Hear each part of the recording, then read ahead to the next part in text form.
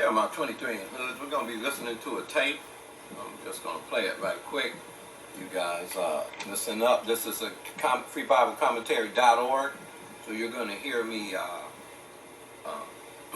commentate on this with Bob Utley. And this is dealing with capitalism. Historically accurate. And so much archaeological and historical research had been done in the ancient Mesopotamian cultures to try to see if the Bible does fit in historical continuity with the day which it claims to be written. We have found parallels to these specific laws in Mesopotamian cultures from the 19th to the 17th centuries BC. And I think that helps us to see the historicity of this account. Before I begin, I'd like you to think about two primary antitheses that this chapter seems to balance. In our day, if we're not careful, we begin to baptize our economic structures as being Christian or the best available. And in reality, they're not. An example, capitalism. Capitalism can be very selfish, a very utilitarian means of oppressing the poor of an elite class. And so this chapter critiques rampant capitalism. But it doesn't stop there. It also critiques rampant communism, or a welfare system where everybody is equal. The Bible is a unique book that shares the fact that God wants us to enjoy His creation. He wants our ingenuity and our creativity, and apparently us to benefit from that. At the same time, He wants us to recognize that all things belong to Him, and we are simply stewards of what we have and who we are. With that in mind, then, let's begin in Leviticus chapter 25. Okay, so he said we're stewards. And notice what he said about capitalism. It is not the system that they use as far as the Hebrews. And that is something that we have. Now, what we have, I believe, is more of capitalism leaning more towards authoritarianism, more towards totalitarianism, whatever they call that ism. The bottom line, it always winds up the wealthy lobbying and controlling the wealth. That's what capitalism does. It gives you power. As you get more wealth and more power, there's more authority and influence. And the end result of that system would be not for any gain of anyone but the one person that's working the system for their profit. So if that's a system that you call Judean, and I don't have to give anything back, I can just capitalize, get as much as I want, influence people to keep getting more and more and more worldwide. That's the system. That's it. That's the best shot, huh? Trade in itself is not bad. But when you stop and think about capitalism versus with the Hebrews, according to Leviticus 25 and different scriptures that showed you how Deuteronomy 14, 15, 26, Malachi 3, 10, and 11, 2 Corinthians 8, 9, there was always, even in the New Testament, giving and helping and strengthening the poor. That system was designed because the poor would be among them, but to eradicate starvation, they brought tithes, which were the first fruits of their increase, which was the first fruits. That's why they were holy, meaning God wanted that land to rest, and the poor would be able to come and provide for them. You know, that was a holy thing. So we desecrate, capitalism desecrates that. We see that with the rents and the 2.5 to 3 times the amount for those with disability and Social Security, not knowing that there are whole states that shifted to that thing. And that's just to qualify you, your income has to be. So if you're stuck on disability or stuck on SSI, even if you paid all your life into that system, it's you. Good luck on trying to make it on private capitalists that only have themselves in mind. The rents will rise. I know senior citizens, it has doubled. And not only will they rise, they will continue to rise until the poor are priced out if necessary. It's about the bottom line is money. We see the explosions in Haiti, South Africa, and different things like that that show you that capitalism in the hands of sinners that give wealth and power to individuals who don't have the Spirit of God, who are just for the sake, let's glorify capitalism because you're rich. Really? Well, how many people, like, go ask Detroit how General Motors did them to their middle class. And then, not to mention the flooding of the drugs after that. I guess they needed something to relieve themselves of what happened to the capitalists. They rammed another foreign country to make more money. The bottom line is it's not about you. That's why the banks kept pressure on the landlords to make those payments even though they got off. And the landlords are crying right now because the government is slow to get the money. That's all capitalism. You know, the banks are the financiers of the capitalists, right, on the IOUs. So they could have easily said, well, we got bailed out. This is a world epidemic. Let's hold back. They can even forgive a year and wouldn't even feel it. You see, to the landowners, to make it easy for them. But with pressure on them, threatening foreclosures because mortgages are not paid, there you have it. And then the ones that got the people in their houses are using that. Sure, they're sharing the property. But again, if you buy a house at $500 and you want to rent it out at, let's say, $2,000, 2 bedrooms, then, you know, you get the chance to make your money. But after they stay there 20 years and they have to move, you're not going to, more than likely, a capitalist is not going to help them move. Do you understand what I'm saying? Something down like that. God's system in Leviticus 25, they were to keep the land in the family. That's the way it was. Every Jubilee, it went back to the original tribe.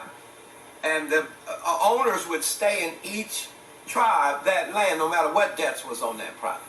We don't have that. The banks are not going to forgive you. And the trumpet sounds and tear up the IOU. And it was commanded. And in the 7th year, they had to forgive debts. Banks don't do that.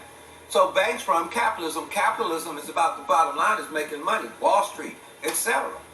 Has nothing to do with, I'm a compassionate human being. You try to fit that thing on that thing and you're going to have a wolf in sheep's clothing. That's how ruthless capitalism really is. To those that don't have the self-control of the spirit, to those that can't bridle their impulses and the lust of the eyes and the glory of men and the glory of the kingdoms and the honor that comes with status and privilege and power. Most of you can't handle it. It would turn you upside down. That's what happens, they say, to the guy in Africa. One day he was, South Africa, he was cool for the people riding off Mandela, some say, and then some say corruption gets in there. So the problem is not trade, capitalism by itself, just like any other ism. The problem would be men can't handle, because men are sinners and they need to be saved by the Holy Spirit so that they can love their neighbor as themselves. You can't see that by now, or I guess you're blind. I pray God open your eyes up to the gospel. So let's look at this and look at what they did with their land. The Lord spoke to Moses. If you notice the word Lord, it's all caps, which means Yahweh, the covenant name for God, from the Hebrew verb to be. Now it says at Mount Sinai. As you know, at Mount Sinai, the Israeli community was still a nomadic desert community. They were really not a nation yet. They were still a group or aggregate of slaves. And yet this whole chapter is going to talk about the time when they are in the promised land and when they have a settled agricultural existence. So we're speaking about the future. And I think that's important that we look to a different time, a different sociological setting. Saying, speak to the sons of Israel. Now the word Israel is used several ways in the Bible. It gets very confusing for people who don't spend a lot of time in the Old Testament. The word Israel primarily is the name that God gave to Jacob after he wrestled with the angel at the brook Jabbok. It is a sign that he became a different person in yielding to God and his will before he met his brother Esau, who he was afraid of. Now because of that, because Jacob was the primary patriarch who had the 12 sons, then the name sons of Israel that's mentioned here becomes a designation for the whole tribe of the Jewish people. Sometimes it just says Israel, meaning all the Jews. But in 922 BC, the monarchy split between Jeroboam and Rehoboam, And the 10 northern tribes became known as Ephraim or Israel or the northern tribes. And so if you're in those books about the later monarchy, Israel means the northern 10 tribes in contradistinction from Judah and Benjamin of the southern 2 tribes. Here, of course, it means the children of Israel, the Jews. To say to them, when you come into the land which I shall give you, then the land shall have a Sabbath to the Lord. There is much made in the Old Testament about the 7 days of creation. 6 days God labored. On the 7th day he rested. In Exodus 20, it gives a religious reason for the Sabbath. In Deuteronomy 5, it gives a sociological reason for the Sabbath. Now, in Haiti, when the French had went over into Haiti to tap into the sugar production and etc., they ruined the land. Many say they ruined the land because they never let it rest. That's why the production of things over there is pretty much hard to produce things and without the proper help, because a lot of the land got ruined from constant, I guess a person wanted a piece of cake. They went greed as hard as greed can go.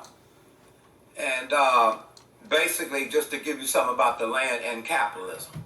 Here, the Sabbath day rest is used in an agricultural setting as well as in a cycle of years for humanitarian purposes.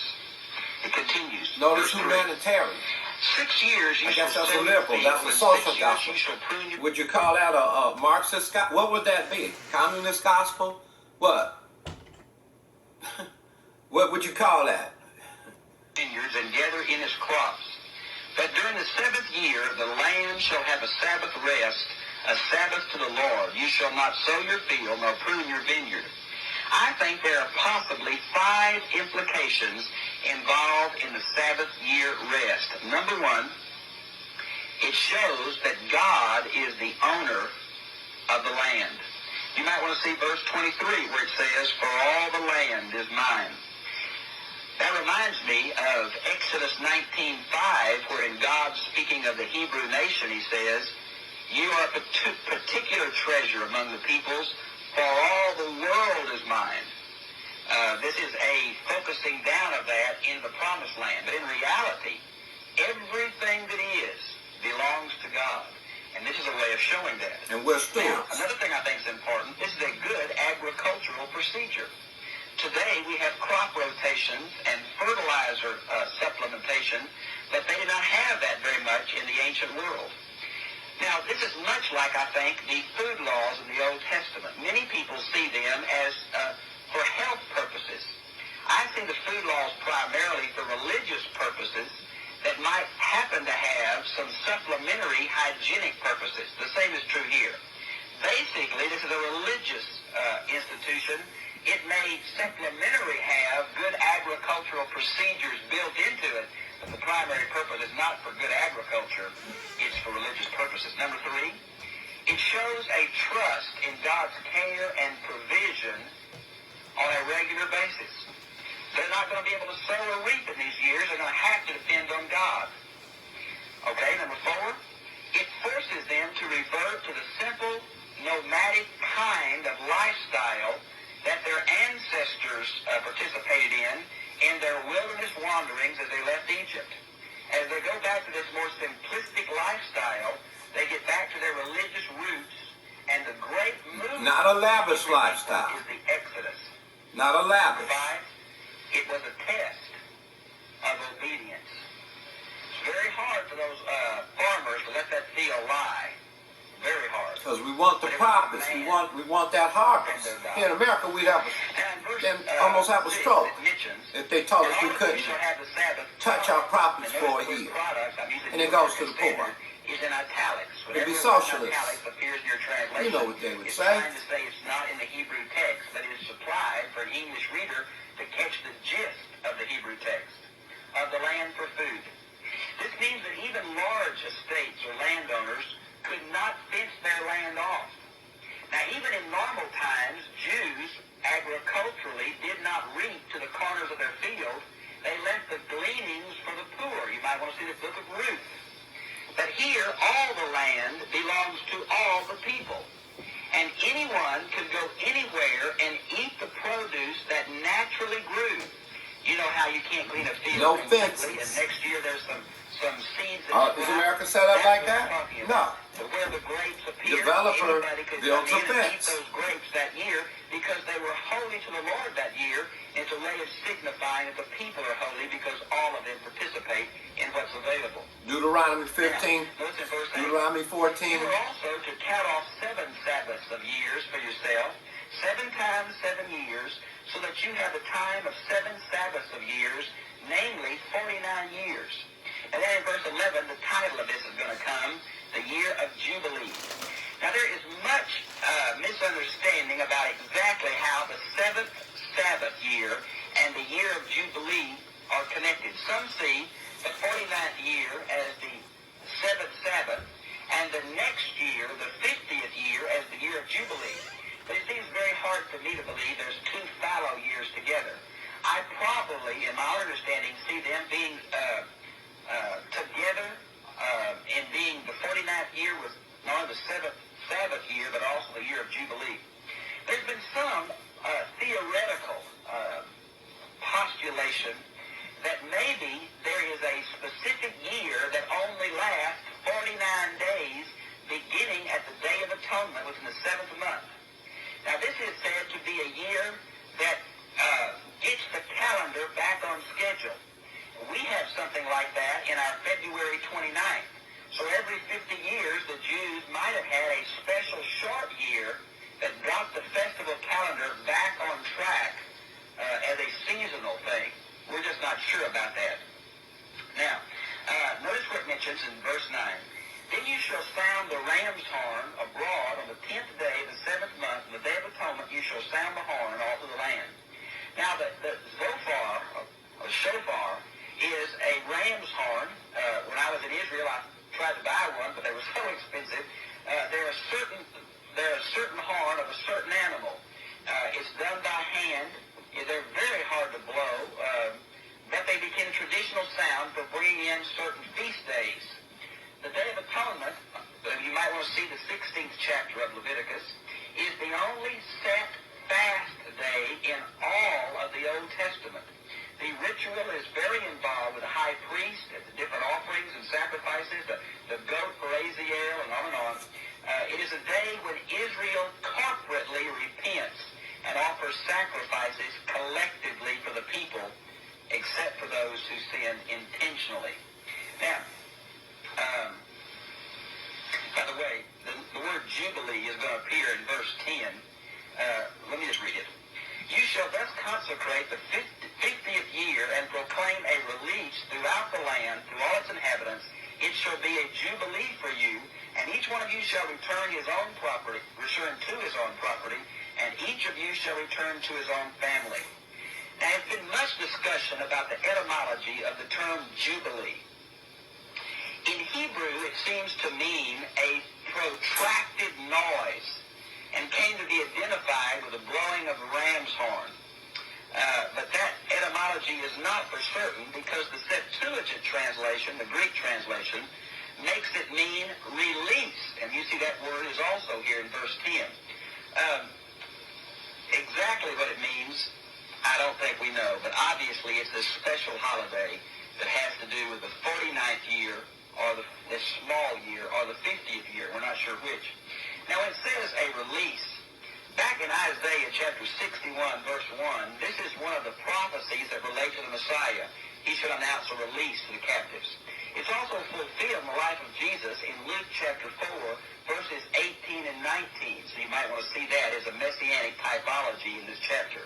When it says, each of you shall return to his own property, one of the purposes of the year of Jubilee is that there be no landed aristocracy in Israel. That every 50 years, the land would automatically revert to the original tribal ownership. As you know, the land was divided among the tribes by lot, and every tribe received a certain part. Every 50 years, they were to go back to that original tribal allocation. So you never... Every slave was to return to their own family or be released. So you never... it would be preserved for the children's children. So even if you were in debt, let's say to the bank, so in the 50th year, if there was a lien, like they got this refinance thing for seniors, but that it brings a lien on the property. So when it's sold or be forced to sell, whoever, instead of the land going down to the descendants, which would be the way God would have wanted things to be, so we wouldn't be so indebted to banks by buying these homes they have now and paying the bank on 6.5 interest rate on $300,000 over 30 years. Do your math. You're looking at over $150,000 you gave to the bank. Third-party capitalists.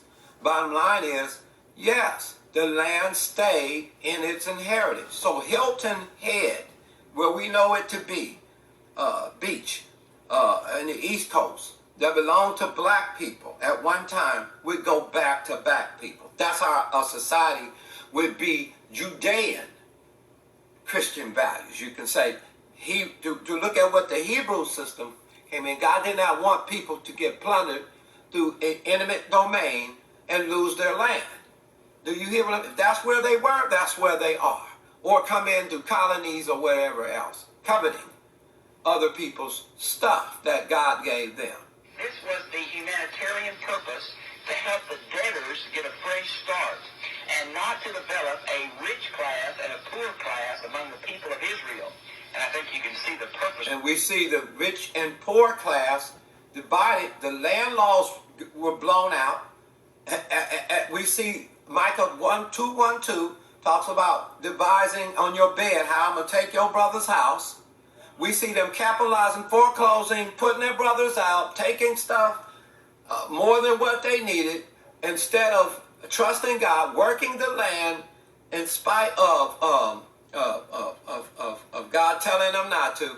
And we see tokenism, them trying to do dead works before the Lord.